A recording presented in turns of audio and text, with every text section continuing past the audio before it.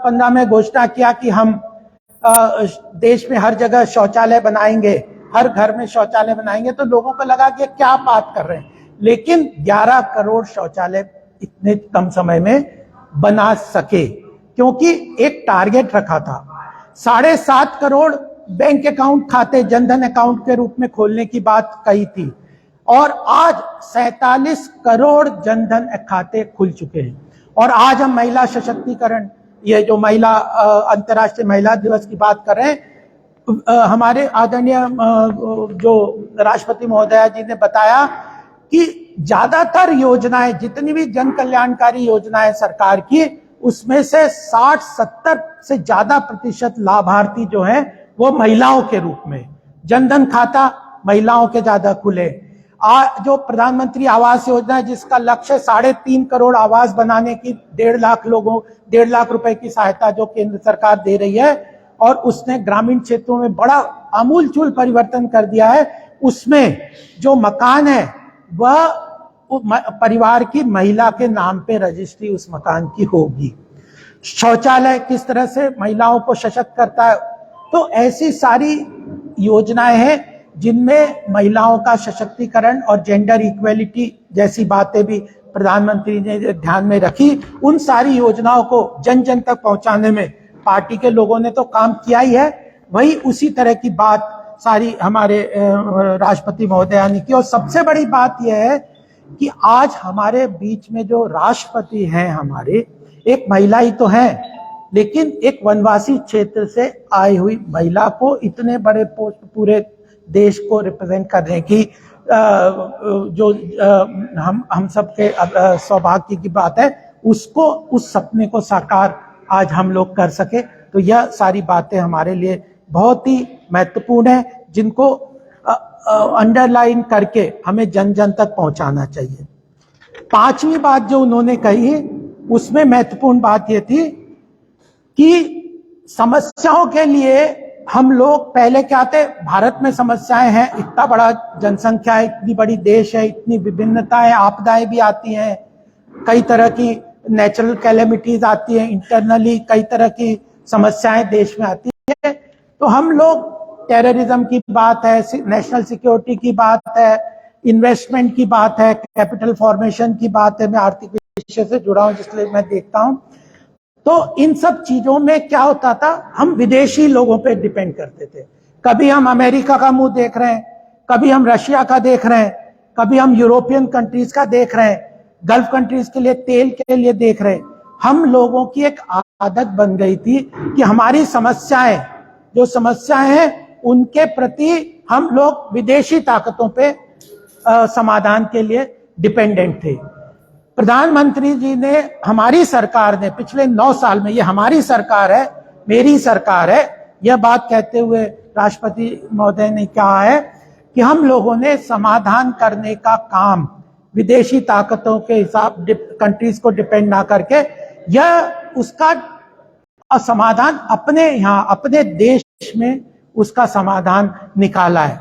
चाहे वो फिनटेक, आज का जो थीम भी है अंतर्राष्ट्रीय महिला दिवस में, डिजिट ऑल, इनोवेशन टेक्नोलॉजी से जेंडर इक्वेलिटी, यानी जिस तरह से डिजिटल इंडिया का प्रभाव बन रहा है, तो हम लोगों ने टेक्नोलॉजी को, इनोवेशन को, नवाचार को, ऐसे स्टार्टअप इकोसिस्टम, एमएसएमई के सेक्टर को, रेडी वाले, पटरी वालों को मजबूत देने के कारण आत्मनिर्भर भारत के पैकेज को लेके, कोविड में 225 करोड़ लोगों को वैक्सीनेशन देने का काम, एक दिन में इतने जनसंख्या के हमने वैक्सीनेशन दिए कि कई कंट्रीज की पूरी पॉपुलेशन उतनी नहीं की जितनी हमने एक दिन में हमारे देश में हमारी सरकार ने वैक्सीनेशन दिया।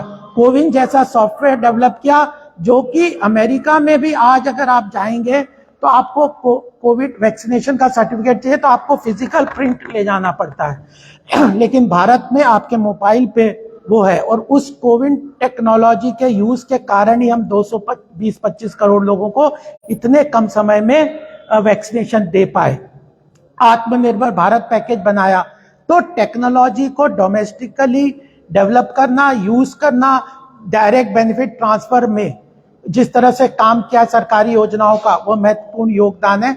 तो तो टेक्नोलॉजी को यूज किया है और समाधान को डोमेस्टिकली डेवलप किया है। विदेशों के ऊपर आधारित ना रह के हमने चाहे यूक्रेन क्राइसिस में अपने लोगों को वंदे भारत से निकाल के लाना और अपने ही लोगों को ना, बच्चों को ना ही निकाल के लाना, बल्कि दूसरे देशों के लोगों को भी हमने वहां से निकाल के सुरक्षित निकाल के लेके आए। कोई आपदा कहीं कंट्री में हो गई तो हमारे सरकार तुरंत जाके सबसे पहले उनकी आपदा के लिए उनके लिए काम करते। टर्की जैसे देश में जो कि हमारे खिलाफ कई बार बात करता है, उस बार अभी उसको वहां पे वो अर्थक्वेक आया, भूकंप आया, तो सबसे पहले अगर कोई कंट्री देश का कोई एनडीआरएफ की टीम गई तो वह भारत की टीम गई और उसको भी मजबूरन भारत को धन्यवाद देने की बात करी।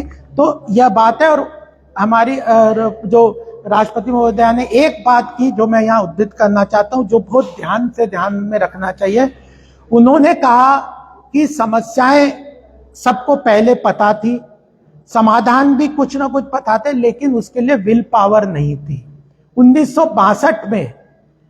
1962 के पहले नेहरू जी हमारे देश के प्रधानमंत्री थे। उनकी पुस्तक में लिखा हुआ है कि मैं भारत को डेवलप्ड कंट्री तब मानूंगा जब यहाँ पे हर व्यक्ति के घर में शौचालय की सुविधा होगी।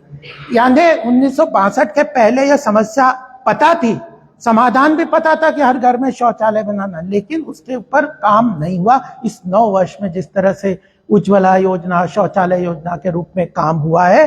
और दूसरी बात जो कही कि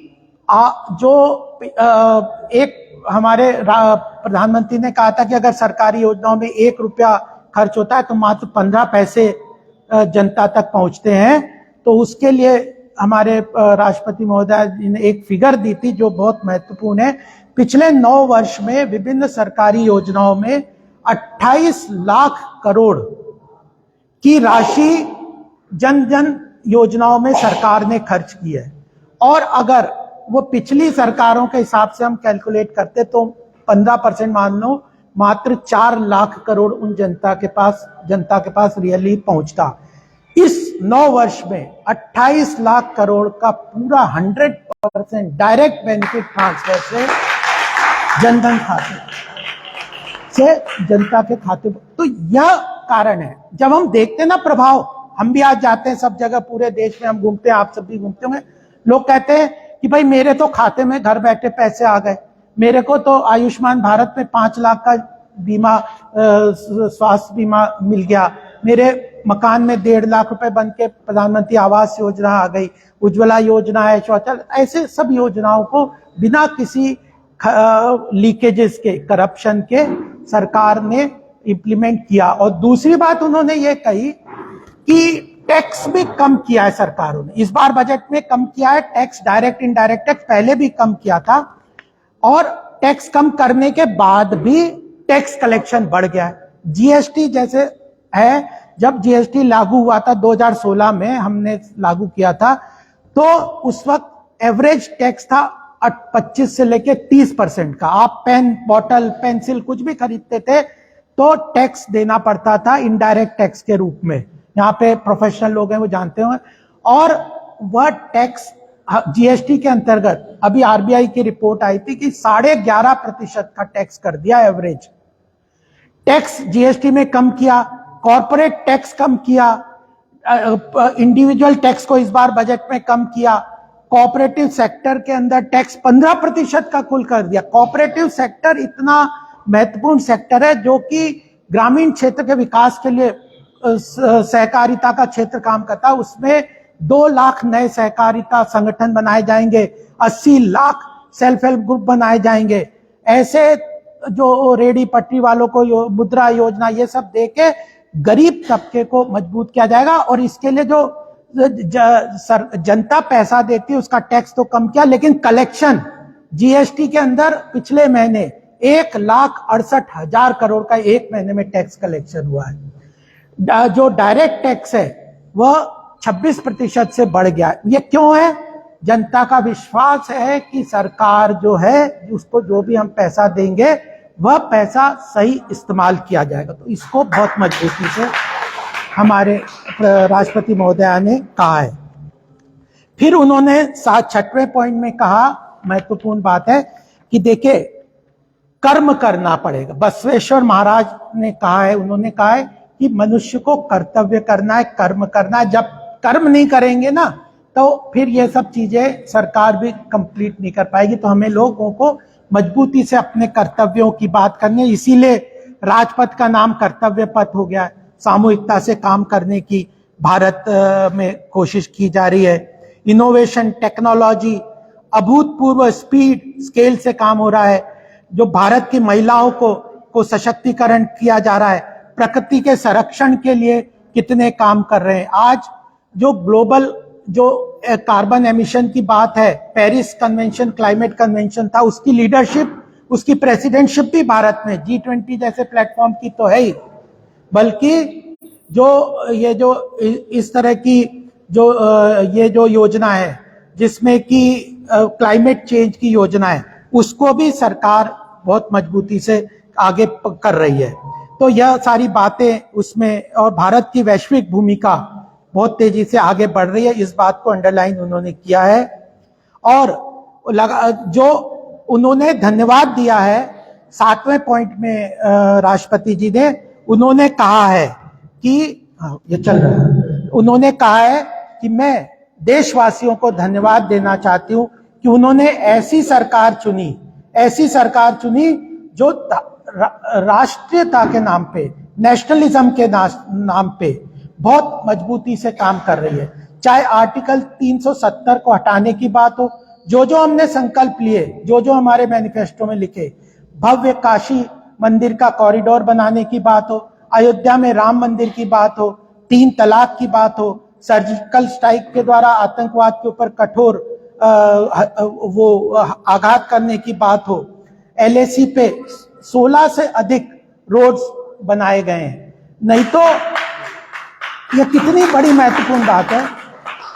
अरुणाचल प्रदेश को चाइना कहता था कि ये तो मेरा, साउथ तिब्बत कह के वो कहता था मेरा प्रदेश है। और 700 किलोमीटर का जो पार्ट है ब्रह्मपुत्र नदी का, वो भारत के अंदर बहती है।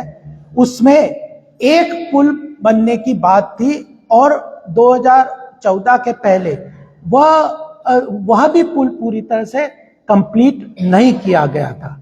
वह एक पुल भी इनकम्प्लीट था क्योंकि चाइना को ऑब्जेक्शन था। इन 9 वर्षों में मैं ये एग्जांपल आपको देना चाहता हूं, 7 तो उस पुल को तो कंप्लीट किया, 9 किलोमीटर का ब्रह्मपुत्र पे वो ब्रिज है, 6 और नए पुल बन के तैयार हो गए, नींव रखी, बना दिया और उसका उद्घाटन प्रधानमंत्री मोदी जी ने हमारी सरकार ने किया। इंफ्रास्ट्रक्चर में सरकार, जो एंथनी जो डिफेंस मिनिस्टर थे, उन्होंने कहा कि हम बॉर्डर पे सड़क नहीं बनाएंगे क्योंकि चाइना की जो सेना है वो हमारे देश में घुस जाएगी। मतलब चाइना की सीमा जो सेना है वो हमारे देश में घुस जाएगी, इसलिए हम बॉर्डर रोड नहीं बनाएंगे।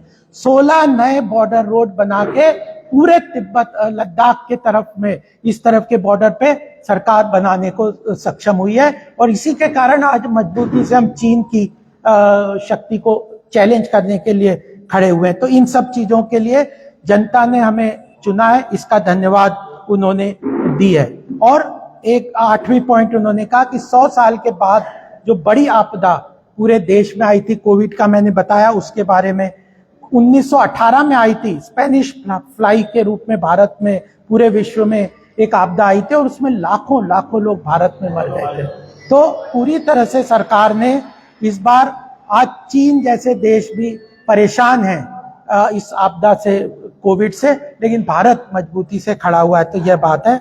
भ्रष्टाचार, उन्होंने कहा 9वें पॉइंट में कि भ्रष्टाचार जो है लोकतंत्र को खोखला कर देता है, सारे इंस्टीट्यूशंस को खोखला कर देता है। भ्रष्टाचार के ऊपर निरंतर आघात करते हुए कई सारे कानूनी बदलाव किए। इंसॉल्वेंसी, बैंक्रप्सी कोड है, विदेशों में भगोड़ा लोगों की प्रॉपर्टी को कन्फिस्केट करने की बात है, और कई तरह के कानूनी बदलाव सरकार ने किए, जिसको उन्होंने बताया कि इकोनॉमिक ऑफेंडर्स हैं उनकी प्रॉपर्टी को जब्त किया जा रहा है। उत्तर प्रदेश ने तो एक विशेष एग्जाम्पल पूरे देश के सामने रखा हुआ है कि अगर जो लोग देश के साथ गद्दारी करेंगे या देश की जो नुकसान करेंगे उनको उसी तरह सजा मिलेगी। तो एक इकोनॉमिक ऑफेंडर्स ऐसे कानून बनाए, पारदर्शिता प्रक्रिया सरकार ने बनाई जिससे कि बिजनेस में भी ट्रांसपेरेंसी आए, भ्रष्टाचार भी कम हो और सरकार की योजनाएं जनता तक पहुंचे। तो यह 10वें पॉइंट में उन्होंने महत्वपूर्ण बात की है। और 11वां पॉइंट उन्होंने बोला, राष्ट्र निर्माण में ईमानदार योगदान देने वालों को आज विशेष सम्मान दिया जाए। भ्रष्टाचारी चिल्ला रहे हैं, भ्रष्टाचारी जेल में पड़े हुए हैं। आप गलत काम करोगे जेल में जाओगे, चाहे किसी भी पोजीशन पे रहोगे, सरकार आपके खिलाफ स्ट्रॉन्ग एक्शन लेगी। आप ईमानदारी से काम करोगे तो आपको ट्रांसपेरेंट बिजनेस इकोसिस्टम में, चाहे बैंक का लोन हो, आज फोन बैंकिंग चलती थी ना, मैं तो बैंक के भी बोर्ड पे रहा हूं, देखा है, आप लोगों ने सब सुना होगा, फोन कर देते थे, इसको लोन दे दो, उसको लोन दे दो। आज के समय में कोई इस तरह की प्रक्रिया नहीं है। बैंक के किसी भी अधिकारी से या सीनियर लीडर से पूछे, किसी का फोन नहीं आता कि इसको लोन दे दिया जाए। इसका जो फोन करने भी वाले थे वो डर के खुद ही घबरा के बैठ गए। तो यह इस तरह की बात वो की है, उसको, उस पूरी प्रक्रिया को सरकार ने, हमारी सरकार ने रखा है। और 12वां पॉइंट है, जनधन आधार मोबाइल के माध्यम से करप्शन को खत्म किया है, डायरेक्ट बेनिफिट ट्रांसफर से वो बात की है। 13वें पॉइंट में उन्होंने टैक्स कलेक्शन की बात की है। और 14वां पॉइंट ये चाहता है, उन्होंने बोला है स्पष्ट रूप से कि आज देश का ईमानदार करदाता चाहता है कि सरकारें शॉर्टकट की राजनीति से बचे। इकोनॉमिक रिफॉर्म, आज देश आर्थिक रूप से क्यों प्रगति कर रहा है?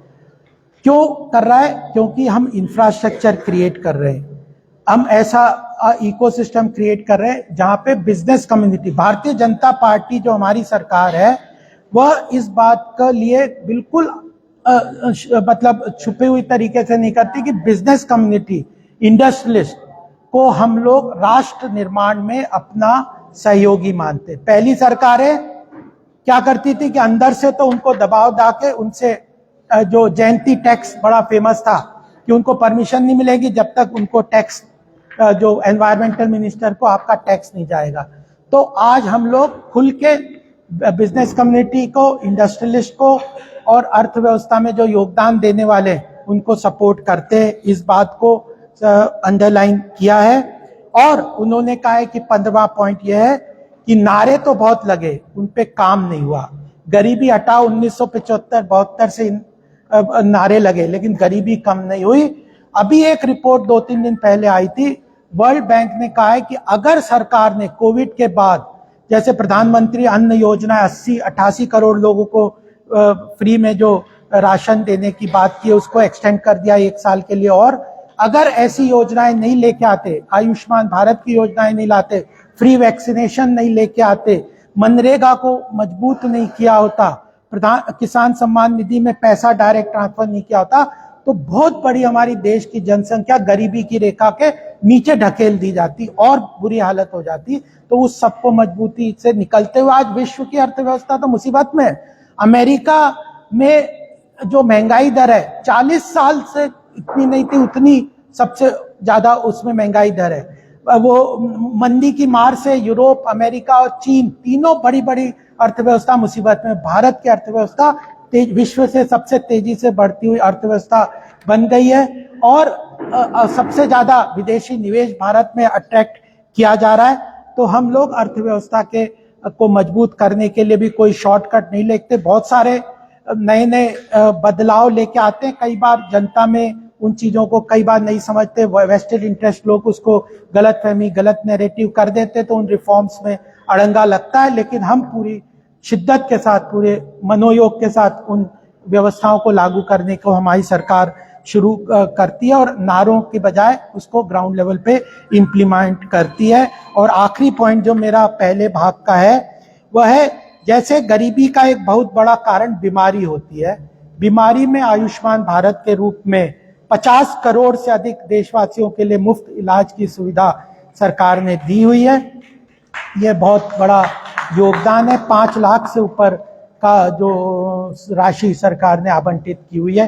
तो हमें राजनीति राजनीतिक कार्यकर्ता के रूप में, सामाजिक कार्यकर्ता यहाँ पे राजनीति के क्षेत्र में काम करते हैं, सरकारी योजनाओं को सही तरीके से समझ के अपने क्षेत्र के लोग जो उसके लिए लाभार्थी होने के लिए एलिजिबल है उनको चिन्हित करके उन लोगों को अगर उन योजनाओं से जोड़ते हैं तो हम तो मजबूर, उन लोगों को तो लाभ पहुंचाते हैं, हमारा सामाजिक और राजनीतिक जो वजूद है वह भी बढ़ता है। तो हमें योजनाओं को समझना है, उन योजनाओं से लोगों को चिन्हित करके जोड़ना है, तो हम लोग उस लक्ष्य को, भारत के विश्व गुरु के लक्ष्य को प्राप्त करेंगे। मैंने थोड़ा ओवरव्यू भी पढ़ा है और कुछ इस पॉइंट के बात भी किए। मुझे लगता है कि बाकी चारों को, जो बाकी 3 भाग और पढ़ेंगे आप लोग, तो आपके ध्यान में इस पूरी प्रक्रिया बहुत अच्छी तरह से आएगी। हमें एक चीज बात कह के मैं समाप्त करना चाहता हूं कि हमें इस आत्मविश्वास और स्वाभिमान के साथ बढ़ना है। जब हम स्वाभिमान और आत्मविश्वास के साथ बढ़ते हैं तो विश्व का, देश का या समाज का कोई भी चैलेंज है हमारे लिए 140 करोड़ की जनसंख्या के लिए मुश्किल नहीं है। हम उस चैलेंज को पूरा करके आगे बढ़ जाएंगे। और प्रधानमंत्री जी जो कहते हैं कि हम चलें या ना चलें, देश तो चल पड़ा है, हम उसको, तो हम सब लोग उसके साथ ही चलेंगे। और हम वो लोग हैं जो प्रधानमंत्री जी के साथ चल पड़े, हम उस कैटेगरी के लोग हैं। तो बाकी लोग भी, जो कुछ लोग हैं, उनको भी साथ लेके चलेंगे। बहुत बहुत